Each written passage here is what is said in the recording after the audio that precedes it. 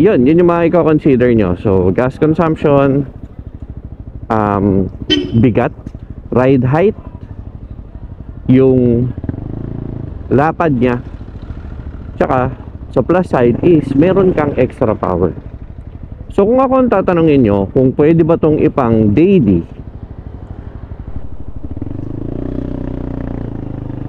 bye.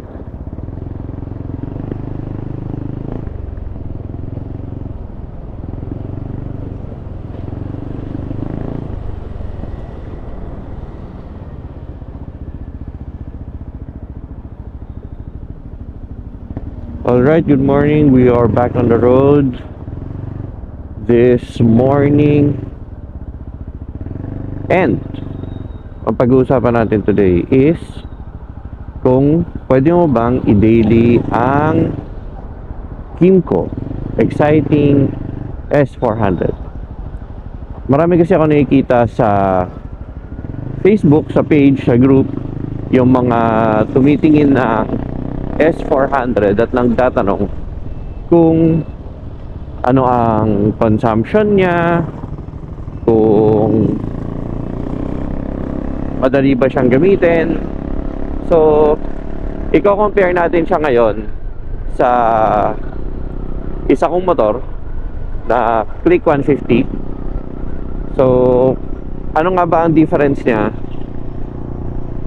pagka ginamit mo siya for daily use? So number one na main concern ng mga tao is gaano ba kalakas sa gas ang Kymco na S400. So i-compare natin siya sa Click. Ang Click is usually around 40 kilometers per liter. So ito naman, pag nasa traffic ka na, nasa around 17 to 20 kilometers per liter ang experience ko. Nagsi-17 ako usually pagka meron akong back ride. So ginagamit ko kasi ito pang hatid, kaya mas madalas meron akong back ride. Pagka purely city, wala akong long drive, wala akong biyahe, wala akong rides, usually nagsi-17-18 ako. Pero pagka ginamit ko siyang mag-isa, dahil syempre hindi ganun kabigatan ang isang tao compared sa may back ride ka, kahit nata-traffic ako, umaabot ako ng 20 kilometers per liter. So yun ang city consumption nito. Pero pag nag long ride ka kasi dito, nagto 25 to 28 ako dito. Ano pa yun? Tawagin nilang walwal mode. So kung pwede mo siyang ipang daily base sa consumption niya, magdodoble ka ng ng konsumo mo sa gasolina pagka kinumpara mo sa 150cc. So syempre hindi naman nalalayo dyan yung mga 155, 160, mga tipong PCX, ADB, NMAX, Aerox. So pagdating sa consumption, yun nga, magdodoble ka. Okay, second concern ng mga tao is hindi ba siya mahirap abutin? So itong motor na to, medyo may kataasan siya. So maraming riders na pagka kinukuha to is hindi nila nafa-flat foot. Kaya yan, kung titignan mo sa akin, ito, flat footed ako, kaliwat kanan.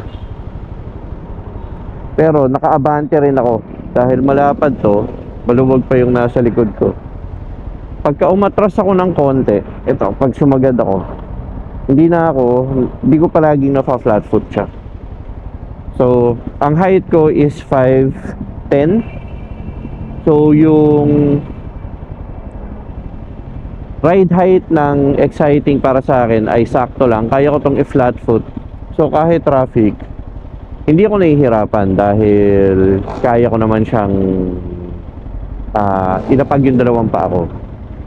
So yan yung isa sa magiging challenge pagka mas maliit ka. Sa tansya ko sa 5'8", pagka nag below 5'8 ka, 5'7", 5'6", tiptoe ka na. So baka maging challenge yun, pero na lang kung siguro ano ka na, bihasang rider ka na, veterano ka na, so hindi ka na masyado mahihirapan sa ganun kasi ano yun, kumbaga kapisado mo ng motor eh.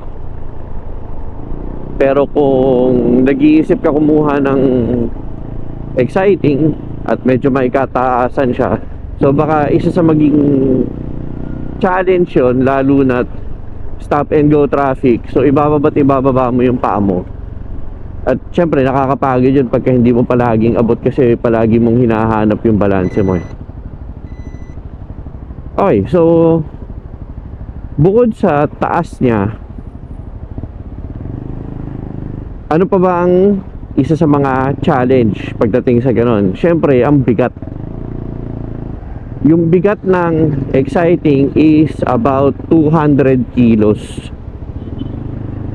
Kasing bigat niya yung mga mas malalaking big bike, yung mga 900, 1000cc. Alam ko nasa ganun siya, 200 kilos. So nasa heavy side to. Medyo may kabigatan siya.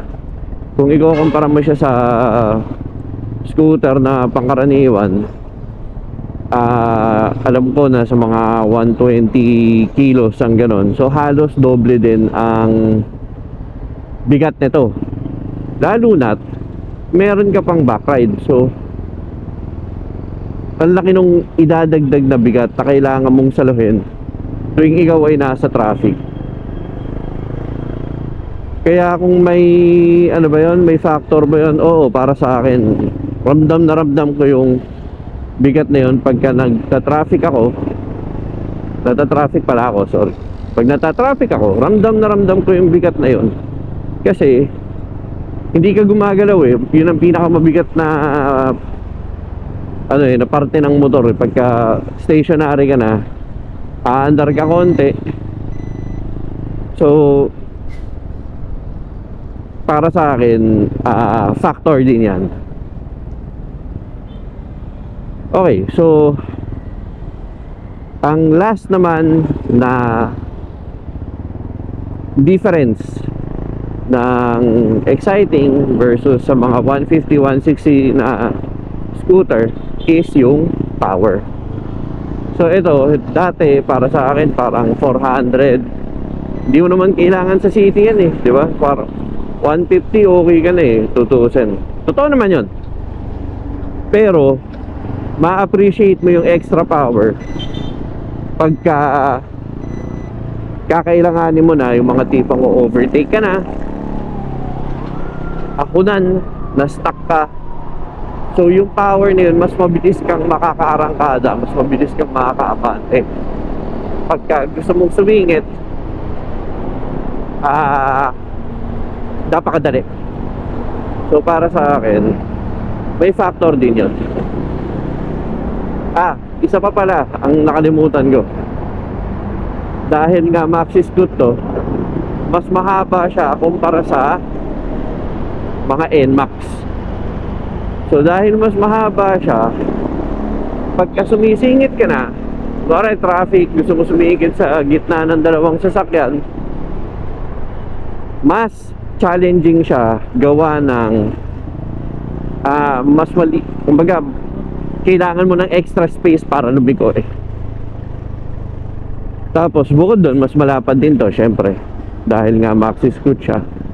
So yung mga normal na kaya mong isingit dun sa mga click and max, dito medyo mahihirapan ka ng konti. Kailangan mong bigyan ng konting allowance yung sarili mo kasi pagka hindi, baka sumabit ka lang, diba? Tapos yun pa, naka forward mirrors pa ako, hindi na yan stock eh. So para sa akin, simula nung naglagay ako nyan, mas malapit yung mga side mirror ko sa ano eh, sa mga sasakyan tuwing nagfi-filter. So para sa akin yan yung mga factor na dapat mong i-consider Hello? Okay, so yun. Sorry, may tumawag. No, nabitin ng konti. So, yun yung mga i-consider nyo. So, gas consumption, bigat, ride height, yung lapad niya, tsaka sa plus side is meron kang extra power. So kung ako ang tatanungin nyo kung pwede ba tong ipang daily, pwede. Ang ano lang naman sa akin dito is pinakamalaking factor lang naman kung tutuusin is gas consumption eh. So kung okay lang sa'yo na mas mataas ang ikakarga mong gasolina dito sa exciting, eh di walang problema. Yung benefit niya, the extra power, the comfort is sobrang layo. Kaya kung ako lang din ang tatanungin kung ipang daily ko, oo naman, kaya ko siyang ipang daily. Actually halos yun ang nga ginagawa ko eh. Pagka kailangan kong ihatid si Mrs. papuntang opisina, automatic, ito na yung gamit ko. Hindi ko na ginagamit yung click. Ginagamit ko lang yung click pagka mag-isa ako kasi sa opisina namin, minsan may kinakarga ako sa motor. So, hanggat maaari, ayaw kong kargahan to. Kasi syempre, hindi natin may iwasan yung pwedeng magasgas yung yung pairings. So, ginagawa ko yon dun sa click ko. Kumbaga, yun yung pangharabas ko. So, yun. Dun magtatapos ang ating vlog ngayong araw. Very, very quick vlog lang. Kung pwede ba nating ipang daily ang exciting compared sa ating click 150. So, ang sagot ay pwede. Okay, so hanggang dito na lang muna tayo ngayong araw. Papaalalanan ko lang uli kayo na always dress for the slide and not just for the ride. Ride safe everyone.